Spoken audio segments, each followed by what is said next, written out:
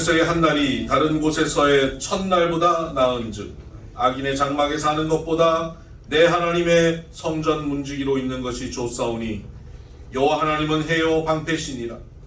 여호와께서 은혜와 영화를 주시며 정직하게 행하는 자에게 좋은 것을 아끼지 아니하실 것임이니라.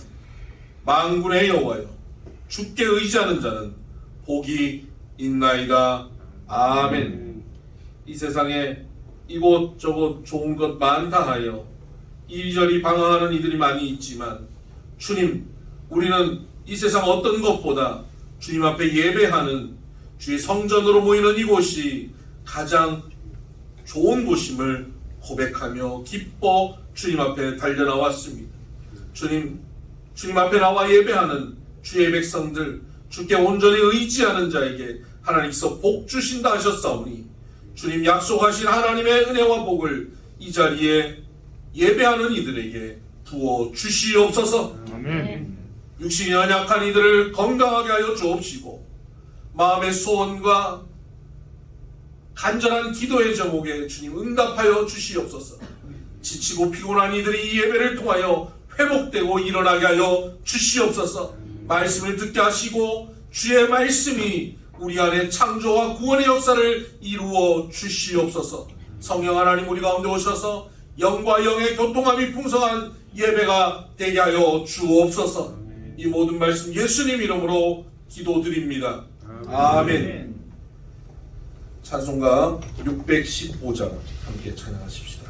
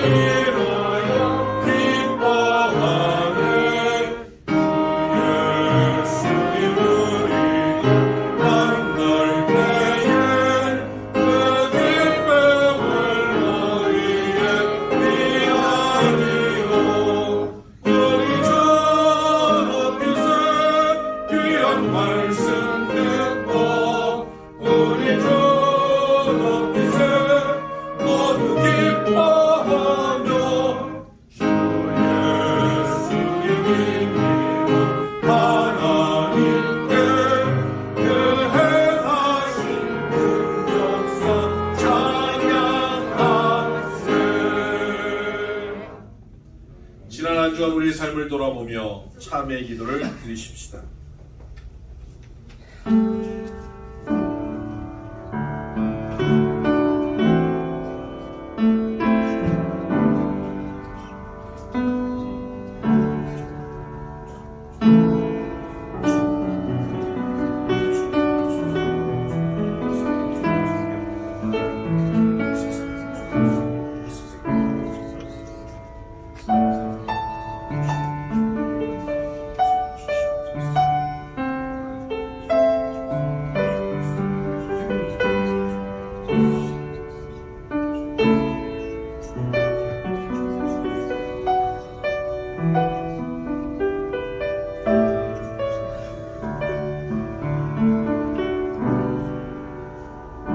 여기 제3의 말씀이 있습니다. 여호와께서 말씀하시되 오라 우리가 서로 변론하자. 너희 죄가 주홍 같을지라도 눈과 같이 희어질 것이요 진홍같이 붉을지라도 양털같이 되리라. 아멘. 우리의 신앙을 고백합니다. 나는 전능하신 아버지 하나님 천지의 창조주를 믿습니다. 나는 그의 유일하신 아들 우리 주 예수 그리스도를 믿습니다. 그는 성령으로 잉태되어 동정녀 마리아에게서 나시고 본디오 빌라도에게 고난을 받아 십자가에 못 박혀 죽으시고 장사된 지 사흘 만에 죽은 자 가운데서 다시 살아나셨으며 하늘에 오르시어 전능하신 아버지 하나님 우편에 앉아 계시다가 거기로부터 살아있는 자와 죽은 자를 심판하러 오십니다. 나는 성령을 믿으며 거룩한 공교회와 성도의 교제와 죄를 용서받는 것과 몸의 부활과 영생을 믿습니다. 아멘. 찬송가 288장 찬양하십시다.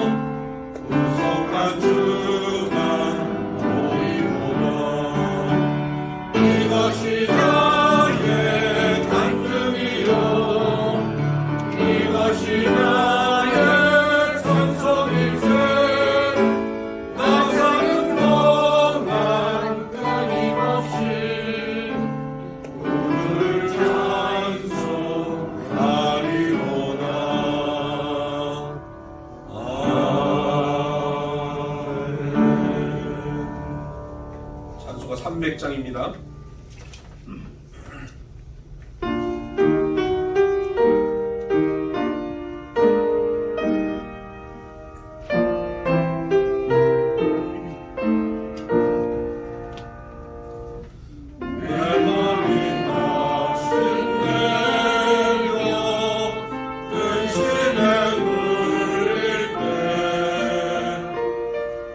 주께서 내게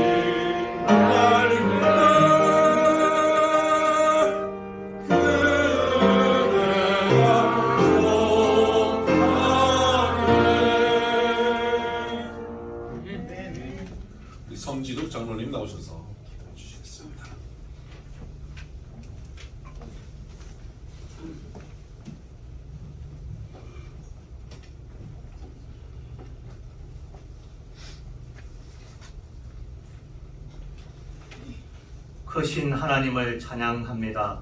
모든 만물의 아버지 되시며 존재의 이유가 되시는 하나님, 오늘도 주님을 찬양하며 예배하오니 받아 연락하여 주옵소서.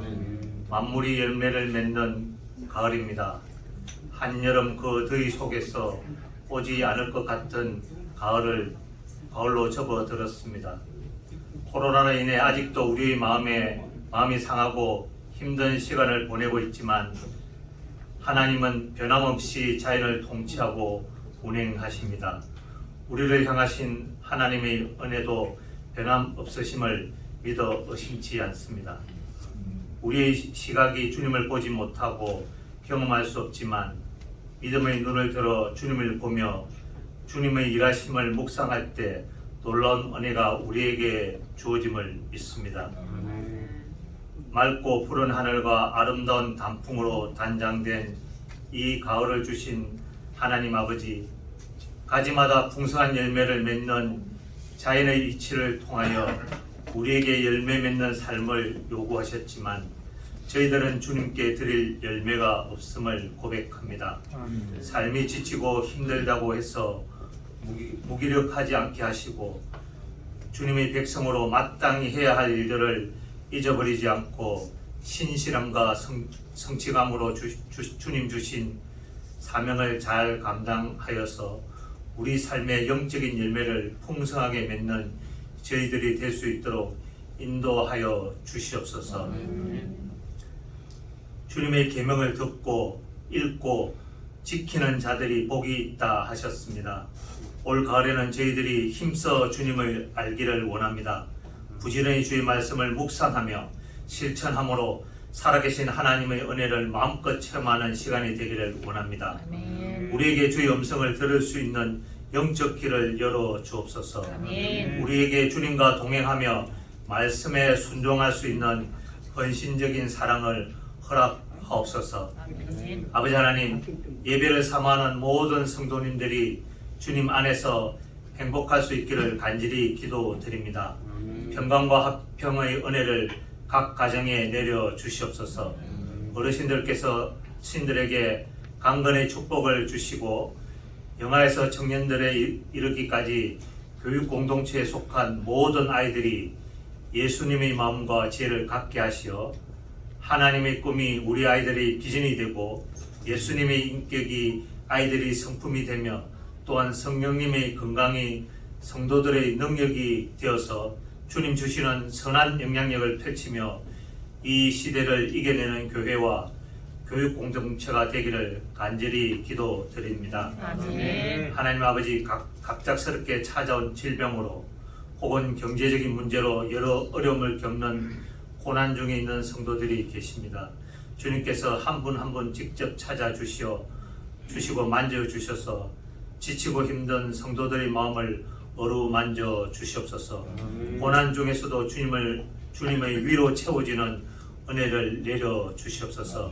말씀을 전하시는 담임 목사님, 성령 충만케 하셔서 우리 영을 깨우는 말씀을 전하게 하시며 말씀이 능력되어 우리 삶의 부분들이 변화되며 새롭게 되는 은혜가 넘쳐나기를 기도합니다. 푸른 초장과 실만한 물가로 양떼들 이끄시는 선한 목자 되시며 마르지 않는 성령의 은혜들이 담임 목사님의 사역에 기름 부어져 항상 생명력 넘치게 하시옵소서. 주님, 이 시간 홀로 영광 받으시옵소서. 어두운 가운데서도 언제나 빛을 보여주시고 그곳으로 인도하시는 우리 주 예수 그리스도의 이름으로 간절히 기도드립니다. 아멘.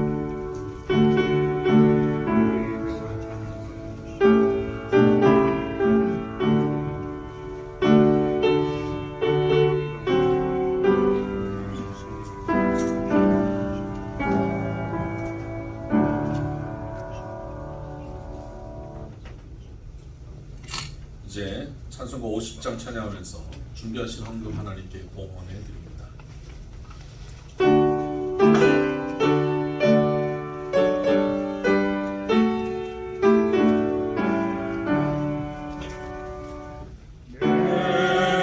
내게 있는 모든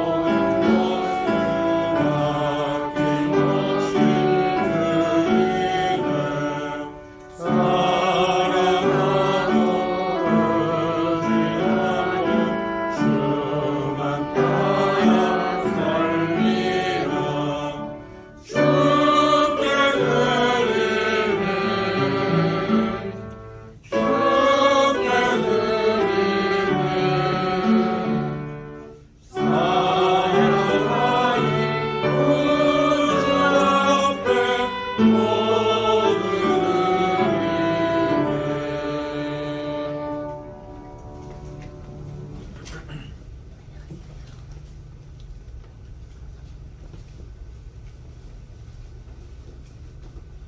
네, 광고하겠습니다.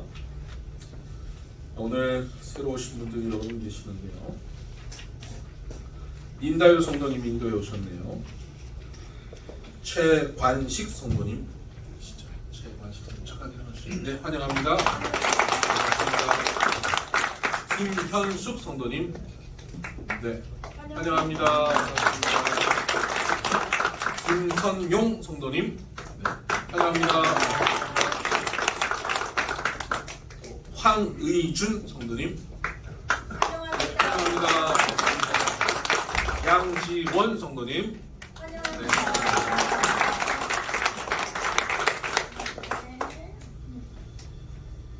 네. 고남규 장로님이 인도에 오셨습니다. 김병대 집사님, 네, 환영합니다.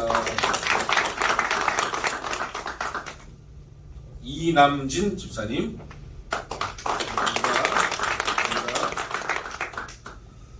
송재식 집사님께서 인도에 오셨네요. 김영중 집사님, 환영합니다. 안기준 집사님, 네, 환영합니다. 신영희 성도님이 인도에 오셨습니다. 미국에서 잠시 방문하셨다고요. 네. 김영숙 성도님, 환영합니다. 네. 오늘 방문하신 분들 주의 은혜가 가득하길 바랍니다. 저는 여러분들 기도해 주시고 염려해 주신 덕분에 인도네시아 선교를 잘 다녀왔습니다. 제가 다녀온 곳은 자카르타에서 동쪽으로, 시간으로 얘기하기가 참 애매한 게요.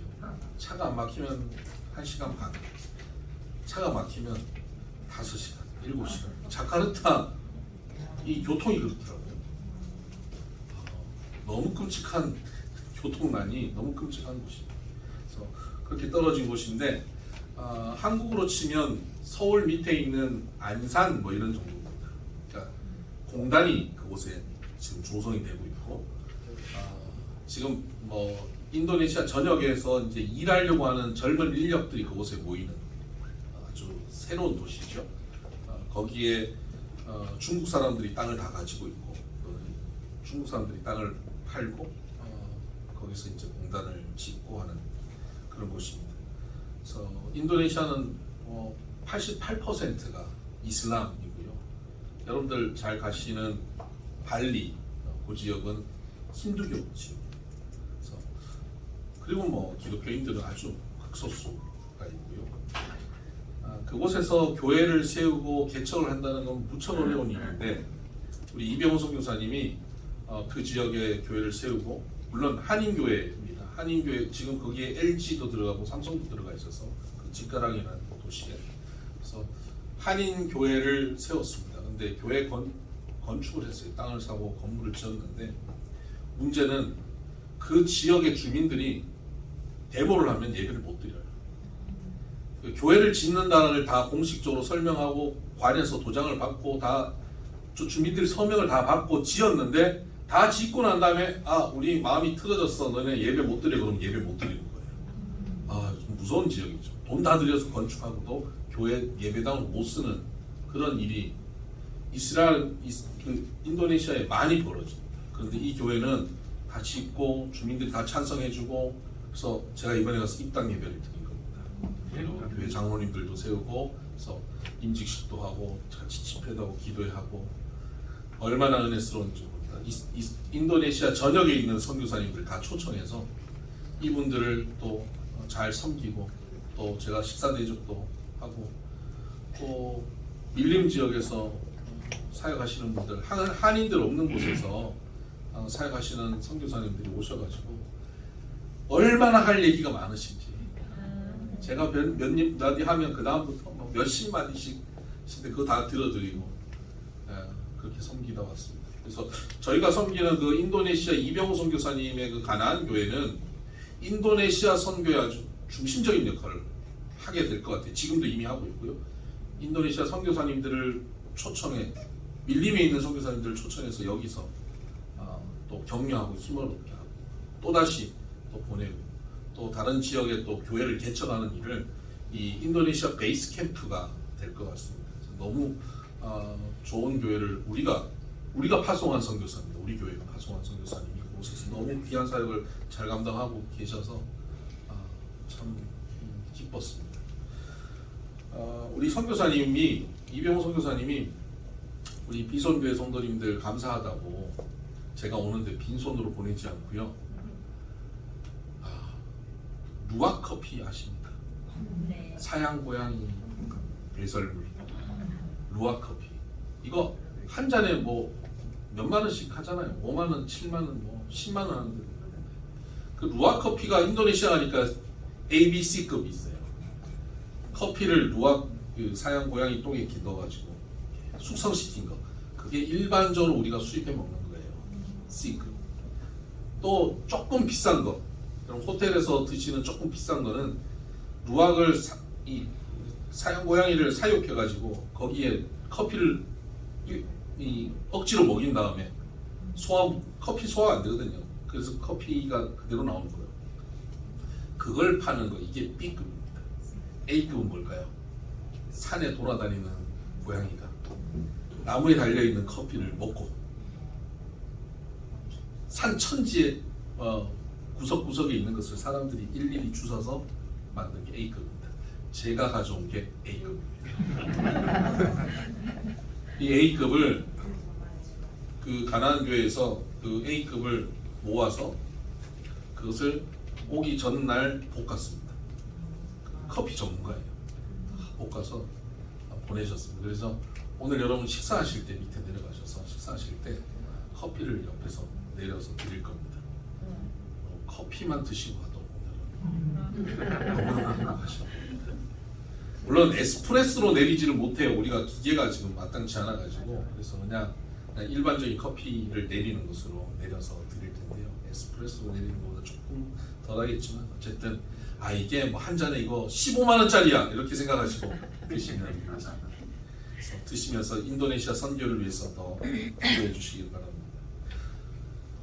그리고 나가실 때 요거 노리치라고 하는 이건 그 수치입니다. 수 활성 수치인데 어디에 쓰냐면 배탈 날 때 먹는 겁니다. 어디 여행 가셔서 요거 한두 알 드시면 문제 없어요. 저도 이번에 정로안 가져갔는데 그거 안 먹고요. 요거만 먹었습니다. 아무 문제 없더라고요. 이게 인도네시아가 한 340년 네덜란드의 식민지로 있었습니다. 그래서 네덜란드 제약회사가 노리치인데 네덜란드 제약회사가 거기 회사를 만들고 만들어 놓은 약이죠. 제가 있던 그 지역에 약국을 다 털었습니다. 이 약국 저 약국 다 털어왔는데도 몇 개 안 돼요. 그래서 지금 뒤에 나가실 때 드리라고 했는데 일단 가정당 하나씩 가져가시길 바랍니다. 나중에 선교사님 나오실 때 좀 더 가져오라고 제가 부탁을 해놨습니다. 그래서 가정당 하나씩 가져가시고 혹시 못 받으시는 분이 계실지도 모릅니다. 그러면 커피 2잔 드시길 바랍니다. 10월 4일 화요일 이번 주 화요일이 강남노회 우리 서울 강남노회 우리가 강남노회 소속입니다. 강남노회가 강남 초원교에서 열립니다. 저와 우리 권영희 장로님, 김선희 장로님 참석하시고 우리 이민규 목사님 같이 참석하시고 위에서 기도해 주시기 바랍니다. 네, 하나님 말씀 공독하겠습니다. 사무엘상 15장 22절 사무엘상 15장 22절 같이 한번 읽어볼까요? 시작. 사무엘이 이르되 여호와께서 번제와 다른 제사를 그의 목소리를 청종하는 것을 좋아하신 같이 좋아하시겠나이까. 순종이 제사보다 낫고 듣는 것이 심령의 기름보다 나으니. 아멘. 네, 오늘 처음 나오신 김병대 집사님께서 색스폰으로 하나님께 찬양을 드립니다.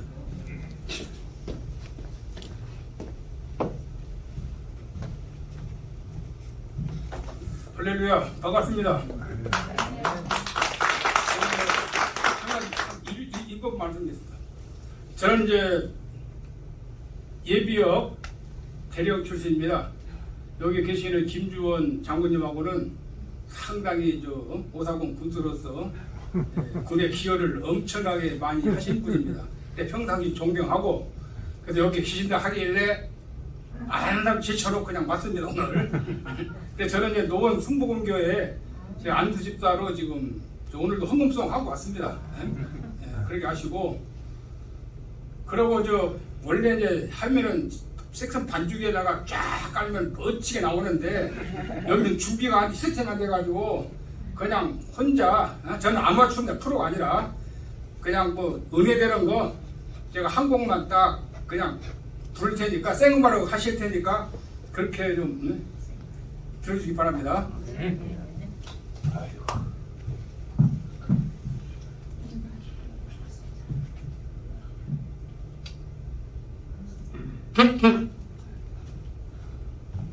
제가 연주할 곡은 세상에서 방황할 때 그냥 편한 곡으로 부르겠습니다.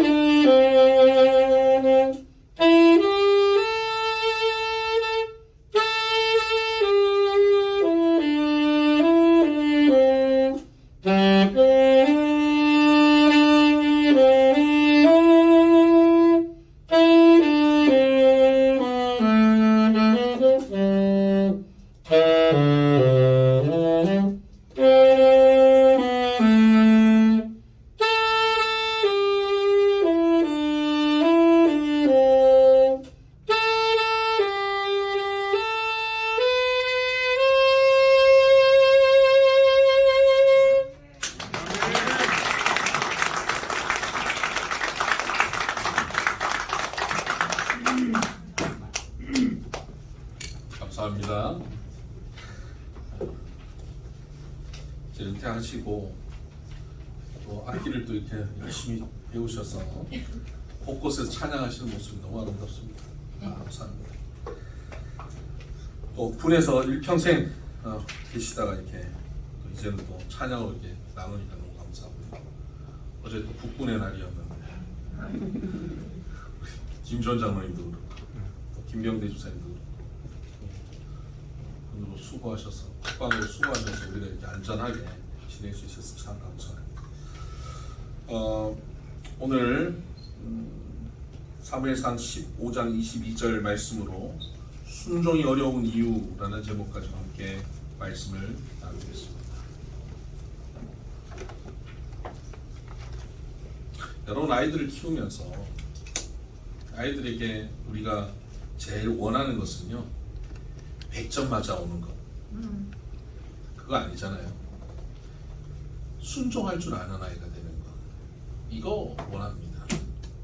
부모가 뭐라고 얘기하면 또막 말대꾸 하는 게 아니라 자기가 이해가 안 돼도, 자기가 합리적으로 아직 받아들여지지 않아도 엄마가 말하니까, 아빠가 하는 말이니까, 그러니까 난 이해가 안 되지만 내가 그렇게 순종하겠습니다 하는 자세를 가지면 부모는 참 기쁩니다. 신앙생활에 있어서 가장 중요한 태도가 바로 이것입니다. 순종하는 것이죠. 구약과 신약 성경을 다 한마디로 정리해서 하나님이 우리에게 요구하는 우리의 자세가 어떤 것인가 라고 한마디로 요약해보라 그러면 순종이라고 말할 수 있습니다. 에덴 동산에서도 하나님은 아담과 하와에게 딱 한 가지 순종할 것을 말씀하셨는데 그것을 불순종할 때 우리는 죄 가운데 빠져들 수밖에 없었습니다. 하나님은 우리에게 에덴이라는 풍성한 것을 주시기 원하시고 가나안이라는 젖과 꿀이 흐르는 땅을 주시기 원하셨고 하나님은 천국이라는 아름다운 것을 우리에게 누리기를 원하셨습니다. 하나님은 우리에게 복을 준비하셨고 하나님의 하늘의 신령한 복과 이 땅의 기름진 복을 우리에게 주시기 원하십니다. 그런데 그 복을 누릴 수 있는 우리의 자세는 뭐냐? 그것은 순종하는 것입니다. 여러분, 순종이라고 하는 것은 이해를 기반으로 하는 것이 아닙니다. 우리가 어떤 말을 듣고 그 말에 순종할 때 그 말이 앞뒤를 따져보니까 맞네, 이렇게 하면 되겠네, 이해가 되네, 그럼 나는 그 말에 순종하겠습니다. 이것은 순종이 아니, 그것은 자기의 생각대로 자기 이해대로 살 뿐인 겁니다.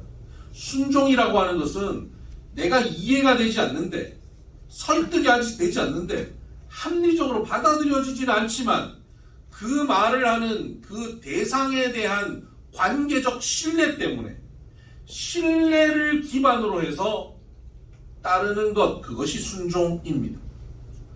이 시대는 과학적 사고가 핵심이죠. 모든 것이 과학적으로 따져보고 과학적으로 말이 되냐 아니냐를 따라서 우리는 살고 있습니다. 그래서 여러분, 이 시대는 순종이 사라지는 시대입니다. 부모가 말을 해도 과학적으로 합리적으로 따져보고 그 말이 맞아야 부모 말을 들어요. 엄마, 이 시대는 달라, 엄마는 이 시대를 몰라 라고 말하면서 거부하는 아이들이 이 땅에 얼마나 많습니까? 오늘날 교회에서 선포하는 하나님의 말씀도 과학적 사고로 따져보고 합리적 사고로 따져보고 거기에 동의가 될 때 이 말은 내가 동의되니까 따르고 이거는 하나님 말씀이어도 이거는 이 시대에 맞지 않아 라고 하고 따르지 않는다면 그것은 순종하는 태도가 아닌 겁니다. 순종할 때만이 하나님께서 우리에게 약속하신 하나님 나라 풍성한 복을 누릴 수 있습니다. 여러분, 순종하여서 그 은혜와 복을 누릴 수 있는 저와 여러분 되기를 주의 이름으로 축복합니다. 순종해야 그 복 가운데 들어가는 것을 알매도 불구하고 우리는 순종하기 어렵습니다. 왜 순종하기가 이토록 어려운가? 오늘 본문의 배경이 되는 스토리를 통해서 순종이 어려운 이유를 한번 생각해 보려고 합니다. 오늘 이 스토리가 나오는 배경은 이렇습니다. 이스라엘의 초대 왕인 사울 왕이 하나님 앞에 이미 오래전 마음에 들지 않는 행동을 했습니다. 하나님께서 그의 왕위가 길지 않게 할 것이다 라고 말씀하셨는데 그 말씀을 듣고 벌써 20년 세월이 흘러갔습니다. 20년 동안 통치한 거예요. 그러니까 하나님 말씀하시고도 사울을 꽤 많이 봐주고 계신 겁니다. 20년째 되었을 때 나라가 힘이 없고 국방력이 쇠하고 경제력으로 어렵고 그런 나라가 아니에요. 20년이 지났는데 이 나라가 힘이 생겼습니다. 오늘 전쟁을 하는데 아말렉이라고 하는 세력과 전쟁을 하는데 군인이요 20만 명입니다. 여러분, 오늘 우리가 60만 대군 뭐 이렇게 얘기하잖아요. 그 당시 20만 명이 넘어 21만 명입니다. 얼마나 강력한 군대를 소유하고 있는지 몰라요. 그런 21만 명의 군대를 갖고 있는 왕이에요. 왕권이 강화되었고 그런 힘이 있는 왕이고 백성들로부터 존경받고 사람들이 따르는 그런 왕이었습니다. 근데 하나님께서 그에게 사명을 주셨어요. 너 가서 아말렉을 진멸해라 하는 겁니다. 아말렉은 이스라엘이 출애굽했을 당시에 이스라엘을 괴롭혔던 백성들이어서 하나님은 아말렉을 진멸해보기를 원하셨습니다. 가서 남녀노소 뿐만 아니라 우양과 모든 가축까지 아말렉에 포함되어 있는 모든 생명은 다 죽여라, 멸하라는 명령을 하셨습니다. 사울은 가서 전쟁을 했습니다. 하나님의 도우심으로 승리합니다. 그런데 사람들은 다 죽였는데요, 가축은 좋은 것 중심으로 남겨두었습니다. 하나님께서는 그 사실을 알고 사무엘 선지자를 그에게 보냅니다. 그 사무엘이 그에게 찾아왔습니다. 그리고 사무엘 선지자가 사울 왕에게 묻습니다. 왕이여, 내게 들리는 이 양의 소리와 소의 울음소리는 무엇입니까? 하나님이 다 진멸하라고 했는데 왜 남겨두었습니까? 라고 말을 합니다. 그러자 이 사울 왕이 뭐라고 변명하냐면요, 이렇게 변명합니다. 15절을 한번 봅시다. 사울이 이르되 그것은 무리가 아말렉 사람에게서 끌어온 것인데 백성이 당신의 하나님 여호와께 제사하려 하여 양들과 소들 중에서 가장 좋은 것을 남김이요 그 외의 것은 우리가 진멸하였나이다 하는지라. 다 진멸했다는 거예요. 다 진멸했는데 조금 남겼다는 거예요. 남긴 이유가 뭡니까? 하나님께 예배하려고. 그것도 누구의 하나님이요? 당신의 하나님. 당신이 섬기는 그 하나님께 우리가 예배해 드리려고 좀 남겼어요. 욕심에 의해서 다른 이유로 남긴 것인데, 말씀에 불순종한 것인데, 그 불순종한 것을 마치 하나님 때문에, 하나님을 위해서 불순종한 것이라고 종교적인 이유를 더 씌워서 굉장히 거룩한 척, 자기의 죄악과 자기의 욕심을 종교라고 하는 틀을 씌우면서 그 안에서 거룩한 척 꾸미고 있는 것입니다. 그때 사무엘이 그에게 강력하게 말합니다. 당신 스스로를 작게 여기셨을 때 하나님 당신을 왕으로 만드셨지만 이제 하나님께서 당신을 버리십니다라고 분명히 말합니다. 그러자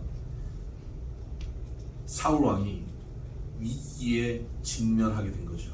아, 내가 버려지나? 두려운 거예요. 그래서 그는 종교적으로 꾸며놓았던 그 거짓된 불순종을 이제 그 종교색을 지웁니다. 그리고 불순종한 진짜 이유를 설명하죠. 24절입니다. 사울이 사무엘에게 이르되 내가 범죄하였나이다. 내가 여호와의 명령과 당신의 말씀을 어긴 것은 불순종한 이유는 이라고 표현하고 있죠. 불순종한 것은 내가 백성을 두려워하여 그들의 말을 청종하였음이니이다. 불순종한 이유가 뭡니까? 백성들이 두려워서 불순종했다는 겁니다. 백성이 왜 두려웠을까요? 지금 전쟁을 치렀습니다. 많은 전리품을 얻었습니다. 21만 명이 참여한 전쟁입니다. 전쟁을 치르고 나면 그 당시의 문화, 그 당시에 당연히 요구되어지는 건 뭐냐면 전쟁에 참여한 군인들에게 전리품을 나누어 주는 것입니다. 이것을 나누어 줘야 다음번에 또 전쟁하자 그럴 때 또 모여오는 거예요. 아니, 전쟁 실컷 했는데 한 푼도 주는 것도 없이 돌아가라 그러면 나 앞으로 기분 나빠서 왕이 불러도 안 나올 거야 하고 안 나오겠다는 거예요. 마치 그 노동자들에게 월급 제대로 안 주면 파업하고 나 내일부터 일하러 안 나와 이래버리면 공장 문 닫아야 되는 거 아닙니까? 그거예요. 그러니까 백성들이 두려워서 백성들에게 전리품을 줘야 되는데 그것을 주지 않고 하나님의 명령이어서 이번 전쟁은 전리품 없다. 이번에는 그냥 봉사만 해라. 이걸 설득하지 못하는 거예요. 하나님의 말씀을 그들에게 전하지 못하고 그들을 설득하기가 어려웠던 겁니다. 그래서 백성들이 두려워서 어쩔 수 없었다라고 말을 하는 겁니다. 그때 사무엘이 그 말에 설득되지 않습니다. 그리고는 그래 알았다. 그럼 너 백성들이랑 그렇게 살아라. 그리고 떠납니다. 떠날 때 사울이 사무엘의 옷자락을 붙잡아요. 붙잡고 늘어지는 거예요. 이슬리가 심순애처럼 놔라 못 놓는다. 놔라 못 놓는다. 결국은 어떻게 됐냐면요, 옷이 찢어져요. 그 당시 옷이라고 하는 것은 겉옷인데 그 겉옷은 추울 때 이불로 덮는 매우 두꺼운 옷이에요. 그게 찢어진다는 게 보통 일이 아닙니다. 어마어마하게 강력하게 잡아당긴 거죠. 사무엘도 고집이 보통이 아니죠. 웬만하면 가지. 그걸 안 가겠다고 그냥 서로 고집 피우다가 옷이 찢어진 겁니다. 옷이 찢어지면서 둘이 확 넘어졌겠죠? 찢어진 옷자락을 붙잡고 사울이 사무엘을 바라보는 모습, 그 처연한 모습을 한번 상상해 보세요. 그렇게 간절하게 자기가 잘못하고 자기가 불순종한 그 문제 때문에 하나님의 종 사무엘을 붙잡고 늘어지고 있는 그 자세, 그쯤 되면 사무엘도 웬만큼 봐주고 하나님도 그만큼 자기 잘못을 인정하는 모습을 보이면 봐줄 만도 하지 않겠습니까? 그런데 사울이 그 다음 하는 말이 정말 기가 막힌 말을 합니다. 25절입니다. 25절이 아니라 30절입니다. 30절. 사울이 이르되 내가 범죄하였을지라도 이제 청하옵나니 내 백성의 장로들 앞과 이스라엘 앞에서 나를 높이사 나와 함께 돌아가서 내가 당신의 하나님 여호와께 경배하게 하소서 하더라. 지금 당신 사무엘이 나를 그냥 떠나지 말고 나와 함께 들어가서 백성의 장로들과 이 권력자들 그리고 이스라엘 백성들 앞에서 나와 함께 하나님께 예배드리는 그림을 보여달라는 거예요. 이거 연기해달라는 겁니다. 백성들 앞에서 나와 당신이 관계가 좋고 나와 하나님이 관계가 좋다는 것을 백성들 앞에 보여주라는 겁니다. 이걸 보여주면 어떻게 됩니까? 백성들은 여전히 저 사울 왕이 하나님이 인정하는 왕이구나 하고 나를 따르는데 문제가 생기지 않을 테니까. 만약에 사울이 사무엘과 함께 예배드리지 못하게 되면 사무엘이 사울을 그냥 버리고 떠나가면 백성들 사이에는 의문이 생기거든요. 사무엘과 사울이 관계가 어려워져? 하나님과의 사울과의 관계에 문제가 생겼다는 건데 이 뭐지? 하고 백성들이 왕으로 사울에 대하는 태도에 있어서 뭔가 크랙이 생기고 문제가 벌어지고 자기의 왕권에 금이 가기 시작한다라고 생각하는 겁니다. 그러니까 사무엘을 붙잡고 늘어진 이유, 죄를 회개한 게 아닙니다. 불순종한 내가 이제 순종하겠습니다라고 한 게 아니라 나를 여전히 왕으로 세워달라는 거예요. 내 이 왕권이 흔들리지 않게, 내 권력이 문제가 생기지 않게 나를 지켜달라는 거예요. 사람들 앞에서 연기해달라는 겁니다. 기가 막히죠. 그에게는 지금 하나님은 없어요.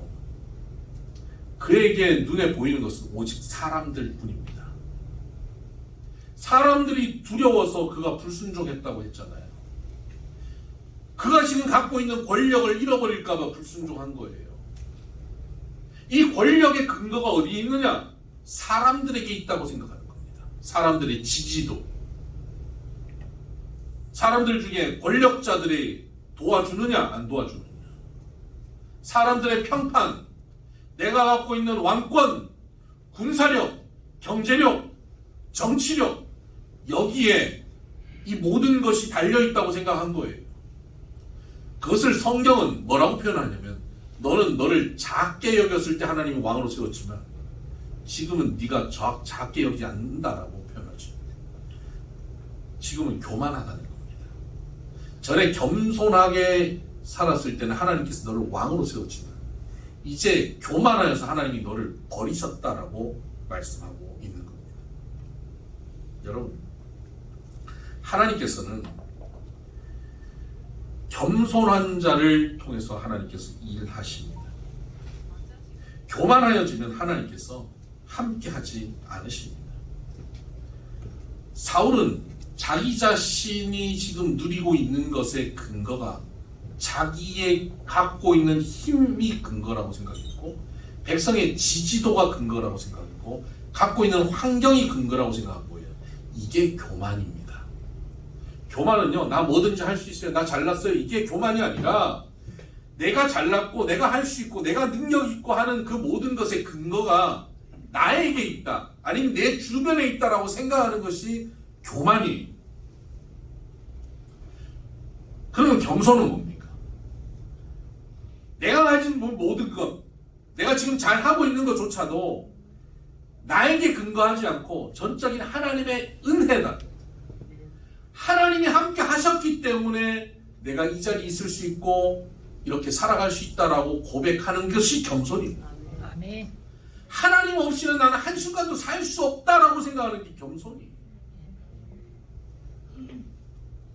하나님은 우리를 살리시기도 하고 죽이시기도 하고 높이시기도 하고 낮추시기도 한다라고 하는 한나의 고백처럼 오늘 우리가 그 고백을 가질 때 우리는 겸손한 삶을 살 수 있습니다.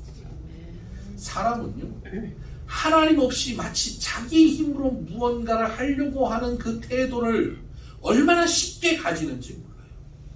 좀 부끄러운 고백입니다만 제가 지금 또 뭐 그렇게 그런 모습이 저에게 불쑥불쑥 나오긴 합니다. 근데 제가 하나님 없이 나 스스로 살려고 하는 자세, 이 교만한 자세가 제게 나타날 때가 자주 있습니다.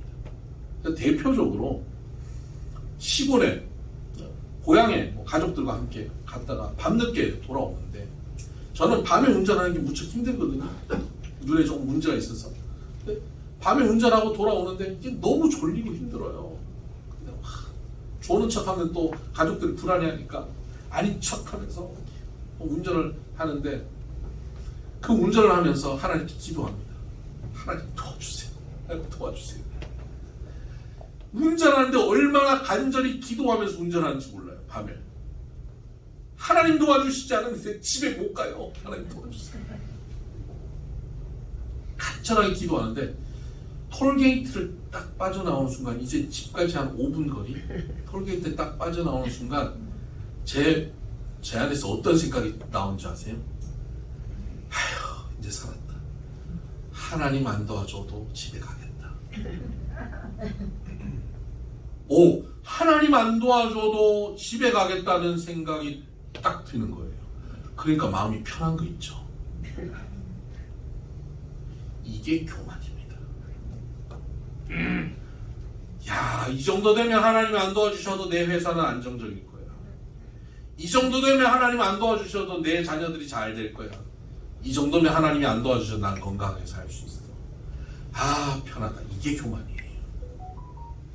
내가 지금 누리고 있는 권력, 내가 갖고 있는 부, 내가 갖고 있는 삶의 안정, 내가 가지고 있는 건강, 이 모든 것이 내 삶의 어떤 것으로 근거하여서 나의 능력이나 내 주변의 사람들이나 환경에 근거해서 누리고 있다라고 생각하고 그것을 지키려고 사는 사람들, 그것이 교만한 삶이에요. 겸손한 삶은 이 모든 것이 있지만 이것으로 인하여 내가 이 안정을 누리고 사는 것이 아니고 복을 누리고 사는 것이 아니라 오늘도 하나님이 나와 함께 하시고 하나님이 내게 은혜 주시고 하나님 나를 도우시기 때문에 나는 이 복을 누릴 수 있다라고 생각하는 것, 하나님 없이는 살 수 없습니다라고 고백하는 것, 그것이 겸손입니다. 이 겸손의 고백을 할 때 하나님은 우리에게 약속하신 복을 누리게 하십니다. 그런데 여러분, 이 교만이라고 하는 것 중에 한 가지 또 우리가 놓치고 있는 것이 뭐냐면요, 내가 가지고 있는 기반이 무너졌을 때 말이죠.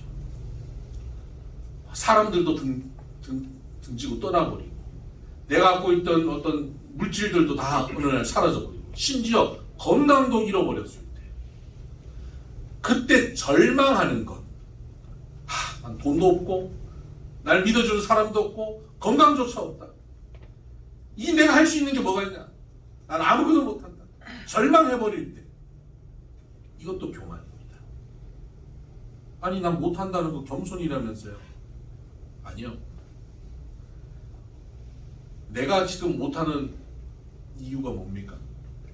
돈이 없어서 못하고 사람들이 없어서 못하고 건강이 없어서 못한다고 얘기하는 것, 그게 교만이라고요.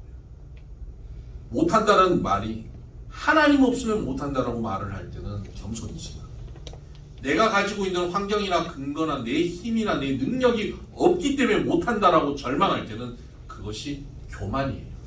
왜냐하면 그동안 누리고 있는 것이 하나님 때문이 아니라 내가 가진 어떠한 것 때문에 누린다라고 생각하는 연장선이기 때문에 그것이 교만인 것이죠. 잘 되든 잘 안 되든 그 근거를 하나님 아닌 다른 것에 두고 있다면 그것이 교만입니다. 우리는 모든 것을 하나님께 맡기고 의지할 때 겸손하게 살 수 있고 그 모든 것을 맡기고 겸손할 때 우리는 비로소 하나님 말씀에 순종하며 살 수 있는 것입니다. 심지어 우리가 순종하지 못하는 이유, 내가 크고 내 환경이 크고 내가 가진 것이 굉장히 중심이고 더 커 보이기 때문에 못하는데, 심지어는요 상처도 크기 때문에, 내가 갖고 있는 과거의 상처를 굉장히 크게 보고 있으면 그것도 교만이에요. 그래서 순종하지 못해요. 하나님의 말씀이 커 보이고 하나님의 존재가 커 보이고 하나님께서 내게 요구하시는 것이 커 보이고 그 말씀 앞에 내가 순종해야 됨에도 불구하고 내 상처와 내 안에 있는 감정, 이런 미움, 원망, 이런 것들이 가득해서 하나님 말씀을 거부하려고 하는 태도, 이게 교만이라고. 전에 제가 미국에서 목회할 때 성경 공부 중이었습니다. 성경 공부를 이렇게 하는데 제가 몇 그룹 성경 공부를 이렇게 구석구석에서 평신도 인도자들이 인도하고 제가 다니면서 이제 같이 말씀을 나누고 있는데, 어느 그룹에 말씀을 나누는데 막 시끄럽게 떠들고 약간 논쟁하고 있는 것 같아요. 그래서 제가 그 그룹에 갔어요. 가서 이렇게 듣다 보니까 권사님 한 분이 아주 교회에서 열심히 봉사하던 권사님인데, 권사님 한 분이 막 성질을 내고 있어요. 성질을 내면서 이건 아니라고, 이래야 된다. 그런데 거기 있는 여러분들이, 아니 권사님, 이게 하나님 말씀, 이게 하나님께서 우리에게 주시는 말씀인데 왜 그거 아니라고 그러냐고.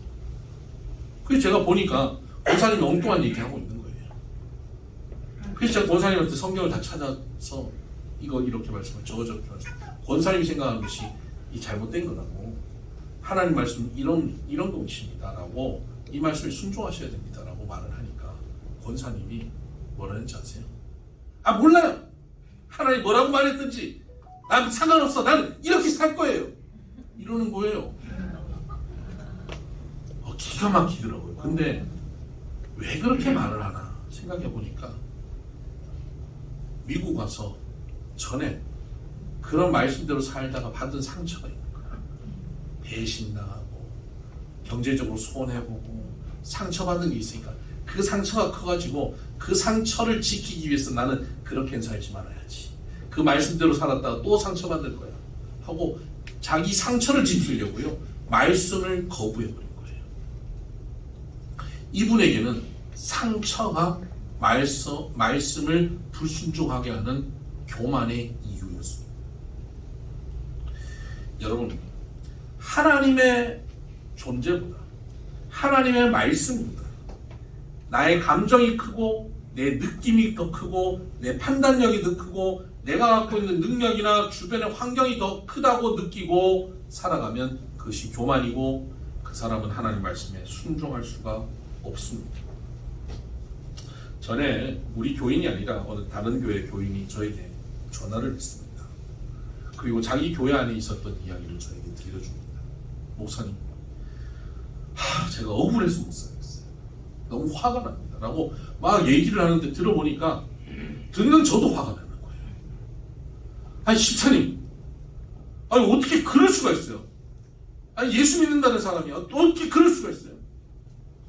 집사님, 어떻게 그런 억울한 일을 당하고 지금 이렇게 참고 계세요? 제가 같이 막 욕을 해줬어요. 같이 화가 나는 거예요. 제가 너무 짜증이 나는 거예요. 어떻게 그런 억울한 일을 당하고 사냐고. 집사님 바보예요? 성질을 막 내는데, 전화를 더 계속 할 수 있는 상황이 아니어서 잠깐 후에 다시 전화합시다. 그러고 한 30분 후에 다시 통화를 하게 됐습니다. 근데 그 30분 사이에 하나님께서 제게 말씀하셨어요. 야, 네가 목사냐? 이거 같이 짜증내면 어떡하냐? 억울한 건 억울한 거지만 거기서 그 억울한 대로 사는 것이 아니라 그 억울한 그 상황에서 하나님 말씀대로 살아야 되지 않겠냐? 제가 그 얘기를 그 억울한 사람한테 어떻게 합니까? 그거 하는 게 목사다. 하나님께 저에게 그 마음을 주십니다. 30분 후에 다시 통화했습니다. 제가 그분께 말씀드렸습니다. 집사님, 정말 죄송하지만요, 집사님 억울한 그 상황, 바보처럼 지내고 있는 그 상황을 계속 하시길 바랍니다. 속 터져 죽을 것 같죠? 죽어버리세요. 속 터져서 죽으면 주님께서 집사님 안에서 부활하실 겁니다. 억울하고 손가락질 당하죠? 오해받죠? 주님께서 그 오해를 주님이 풀어주십니다. 집사님 말로 그 오해 풀려고 하지 마세요. 집사님이 스스로 나 이런 거 내가 한 거 아니야 라고 밝히려 하지 마세요. 그럴수록 더 구차해집니다. 집사님 욕하는 사람들이 결국 집사님의 져준, 죽어준, 억울해짐에 따라 그들이 나중에 집사님의 사랑을 이해하고 돌이킬 겁니다. 주님의 말씀에 순종하고 사세요. 이렇게 말해놓고는요, 제가 미안해가지고 집사님 이렇게 말하는 제가 미우시죠. 저도 어쩔 수 없는 목사예요. 제가 할 수 있는 말이 이 말밖에 없네요. 그랬더니 집사님이 울어요. 울면서 저한테 이렇게 얘기하는 거였죠. 목사님, 아니에요. 제가 목사님께 전화 드릴 때는 이런 말씀을 들으려고 전화 드린 거예요. 제 주변에 이 얘기 듣고 같이 욕해 줄 사람 많아요. 목사님까지 욕 안 해주셔도 돼요. 목사님께는 하나님 말씀 듣고 싶었어요. 순종하겠습니다. 그리고 전화를 끊었어요. 큰일 날 뻔했죠. 그분이 불순종할 수밖에 없는 상황이었어요. 자기 상처가 너무 크고 자기 억울함이 크고 자기 감정이 커서 하나님의 말씀이 작아 보인 거예요. 원수를 사랑하라는 말씀, 서로 사랑하라는 말씀, 이게 작아지고 자기 억울함이 너무 큰 거예요. 그래서 자기 억울함 가지고 살려고 했던 겁니다. 그런데 그분이 그 억울함을 가지고 저에게 전화하면서 하나님의 말씀을 더 크게 듣고 싶었던 겁니다. 자기가 크게 여겼던 것이 작아지고 하나님이 더 크게 느껴질 수 있는 그 환경으로 본인을 몰아온 거예요. 그 앞에 갈등이 있죠. 근데 그 앞에 설 때 그분이 순종할 수 있게 된 것입니다. 여러분, 예수님은 하나님의 아들이십니다. 하나님이십니다. 예수님은 하나님의 진리를 누구보다 잘 아시잖아요. 아니, 하나님의 진리 그 자체가 예수님이에요. 그런데 하나님의 아들인 예수님께서 이 땅에 오셔서 그 진리를 순종해가는 일이 쉬웠을까요? 자동이었을까요? 예수님은 뭐 하나님 말씀 지켜가는 게 쉽지? 아니요. 예수님도 육신의 몸을 입고 이 지구라고 하는 이 환경 속에 던져졌을 때는 예수님도 진리를 지켜나가는 게 쉽지 않았어요. 겟세마네 동산에서 예수님께서 십자가에 못 박히기 전날 밤 겟세마네 동산에서 예수님께서 하나님 앞에 뭐라고 울부짖으며 기도합니까? 아버지요, 이 잔을 내게서 옮겨 주시옵소서. 땀방울이 핏방울이 되도록 기도합니다. 얼마나 간절하게 기도하는지 모릅니다. 이 잔을 내게서 옮겨달라. 진리를 순종하지 않는 길로 가게 해달라는 거예요. 근데 그 기도 끝에 뭐라고 기도합니까? 그러나 내 원대로 마옵시고 아버지의 원대로 하옵소서. 순종으로 결론 내리죠. 육신을 입고 이 땅, 이 한계의 상황 속에 던져진 예수님조차도 순종하기 위해서는 겟세마네에 나가서 불순종하려 하고는 마음과 순종하게 하는 하나님의 말씀 앞에 갈등의 상황들을 만들어내야 되는 겁니다. 그 갈등을 피하고 그냥 내 원하는 대로, 내 바라는 대로, 세상이 추구하는 대로 따라가면 불순종할 수밖에 없어요. 그런데 이 불순종하는 내 마음을 순종할 수밖에 없는 하나님 앞에, 말씀 앞에 나와서 그 앞에 떨고 서는 겁니다. 갈등하고 서는 거예요. 흔들리는 겁니다. 땀이 핏방울이 되듯 그 앞에 떨리는 겁니다. 거기가 순종의 첫걸음입니다. 거기서 우리는 불순종에서 순종으로 옮겨갈 수 있습니다. 예수님도 불순종을 순종으로 가기 위해 겟세마네로 나아갈 수밖에 없었다. 오늘 우리가 그냥 순종할 수 있을까요? 아, 저 하나님 말씀 나 순종해야지 라고 여러분이 결단하고 생각한다고 순종할 수 있을까요? 아니, 우리 삶의 현장은 수많은 불순종을 우리에게 요구합니다. 우리를 교만하게 만듭니다. 우리가 가진 것, 좋은 것, 좋지 않는 것, 모든 것이 굉장히 크게 보입니다. 그것으로 살게 세상은 유혹합니다. 그런 가운데 우리는 여전히 하나님 말씀 앞으로 계속 나와야 합니다. 우리의 겟세마네를 만들어야 됩니다. 그 앞에 내 안에 불순종하려고 하는 내 마음을 그 앞에 가지고 나와 떨어야 합니다. 갈등해야 합니다. 그 갈등이 순종의 첫걸음이 되기 때문입니다. 아멘. 여러분의 겟세마네로 또 한 주간 걸어나가셔서 그 가운데 순종의 열매가 풍성해지는 저와 여러분 되기를 주의 이름으로 축복합니다. 아멘. 기도하십시다. 하나님 아버지 감사합니다. 우리는 우리가 가진 것, 우리가 누리는 것, 우리 주변이 너무나 크게 보입니다.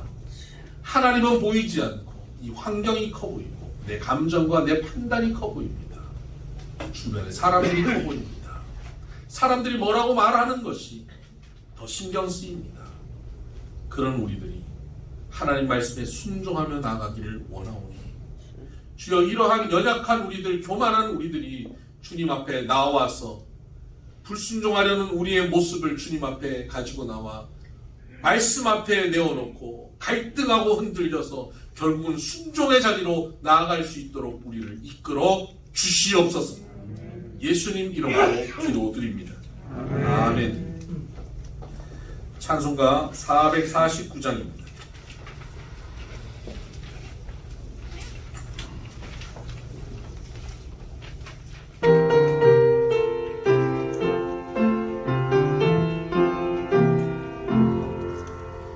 예수 따라가며 복음 순종하며 우리 행할 길 하나겠네.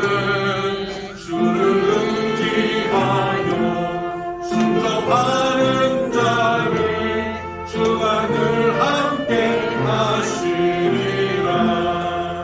의지하고 순종하는 길을 예수 안에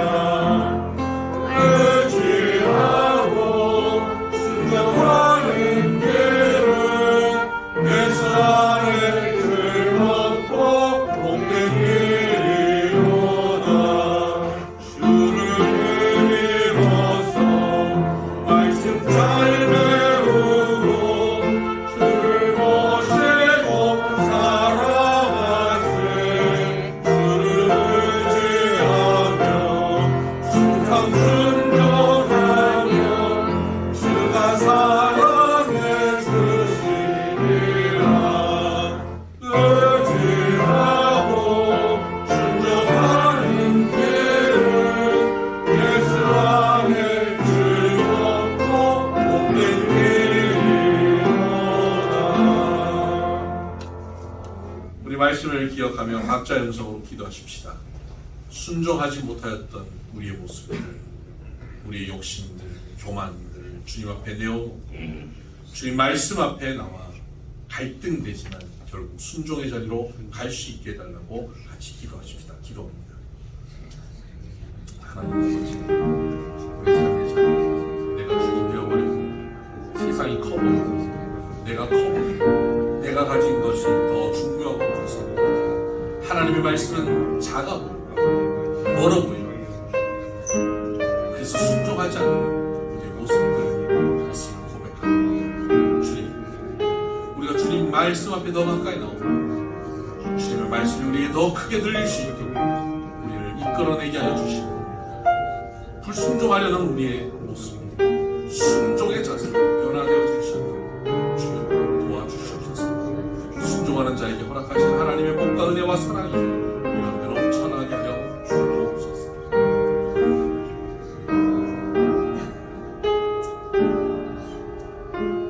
하나님 아버지, 내가 주인 되어버리고 내가 가진 것이 커 보이고 상처조차 내 느낌과 감정이 더 훨씬 커져 버려서 하나님의 말씀을 초라하게 여기고 작게 여기고 교만하게 살아가는 우리들의 모습을 주님 불쌍히 여겨주시고 우리가 그 교만한 자리에서 점점 하나님 앞으로 나와 하나님의 말씀이 크게 들리게 하시고 하나님이 크게 보이는 바로 겟세마네의 자리, 순종의 자리로 설 수 있게 하여 주시옵소서. 불순종하던 우리들이 결국 순종의 자리로 나가 순종함으로 주시는 하나님의 은혜와 복이 우리 가운데 풍성한 삶이 되도록 주님 인도하여 주시옵소서. 귀한 예물 주님 앞에 바칩니다. 10의 1조, 감사의 제목, 선교의 제목, 마음의 소원을 담아 주님 앞에 바치는 손길을 기억하시고 하늘 창고문을 여시고 이 땅에 쌓을 곳이 없도록 부어주시고 이 예물이 쓰이는 곳마다 주의 뜻, 주의 나라 이루어지게 하여 주시옵소서. 우리 성도들의 가정과 직장과 사업체를 주여 복되게 하여 주시고 주님께서 다스리시고 주님께서 통치하시는 천국 되게 하여 주시옵소서. 우리의 자녀들이 거룩한 하나님의 사람들로 자라나 성장하게 하여 주시고 우리의 가정과 가문이 믿음의 명문가가 되게 하여 주시옵소서. 또한 주간 우리가 기도할 때마다 주님 응답하시고 주님이 함께 하심을, 주님께서 동행하심을, 주님의 손길이 나와 함께하여 도우심을 경험하게 하여 주시옵소서. 불가능을 가능케 하시는 하나님, 어려운 형편 가운데 있는 이들을 주님께서 붙잡으시고 하나님께 의지할 때마다 하나님의 가능케 하시는 능력을 보게 하여 주시옵소서. 아멘. 하나님, 우리가 하는 일들이 우리 스스로 하는 일이 아니라 주께서 친히 손대시고 이루시는 하나님의 역사들 되게 하여 주셔서 사람의 힘으로 할 수 없는 일들이 주께서 이루시는 기적 같은 일들을 경험할 수 있도록 주여 도와 주옵소서. 아멘. 우리 주변에 우리 때문에 복을 받게 하여 주옵소서. 우리가 주변에 복이 되게 하여 주시옵소서. 하나님의 복이 우리를 통하여 흘러갈 수 있는 주변을 형통케 하는 자가 되게 하여 주시옵소서. 우리 때문에 주변의 많은 이들이 하나님을 만나게 하시고 예수님을 알게 하여 주시고 주님 몸된 교회 나와 함께 신앙생활할 수 있도록 주님 은혜 베풀어 주시옵소서. 우리가 후원하고 선교하는 선교 사역들 위해 수고하시는 선교사님들 위해 늘 함께 하시고 아름다운 선교의 열매들이 맺혀질 수 있도록 주여 도와 주시고 외롭게 지치지 않게 주님 동행하여 주옵소서. 육신이 연약한 이들을 붙잡으시옵소서. 치료하시고 회복시켜 주옵소서. 천상강사 정경호 집사님, 장기호 집사님, 이섭 집사님, 오이름 전사님 아버님을 주님께서 붙잡으시고 깨끗이 치료하시고 회복시켜서 건강한 모습으로 자신의 삶 가운데 든든히 서서 살아갈 수 있도록 주여 도와 주옵소서. 이제는 우리 주 예수 그리스도의 은혜와 하나님 아버지의 극진하신 사랑과 성령님의 감화감도 교통역사 충만하심이 하나님의 말씀 앞에 내가 겸손하여지고 작아지 없어 하나님의 말씀을 크게 여기고 귀하게 여기고 소중히 여기고 그 말씀에 온전히 순종함으로 순종하는 자에게 허락하신 하나님의 은혜와 복을 풍성히 누리기를 소원하는 사랑하는 비손의 모든 믿음의 권속들 머리 위에 이제로부터 늘 함께 하시기를 간절히 축원하옵나이다. 아멘.